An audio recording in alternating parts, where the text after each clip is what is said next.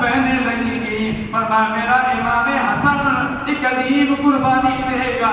فرمایا اس قربانی دینے کی وجہ سے وہ خون کی ندیاں بہنے سے رک جائیں گی. وہ وقت بھی آیا امام حسن نے قربانی اور امام حسین نے بھی قربانی دی. آپ نے قربانی دی, ایسی قربانی دی آپ نے مکہ المکرمہ کے تقدس کو بھی پامال نہیں ہونے دیا, مدینہ طیبہ کے تقدس کو بھی پامال نہیں ہونے دیا.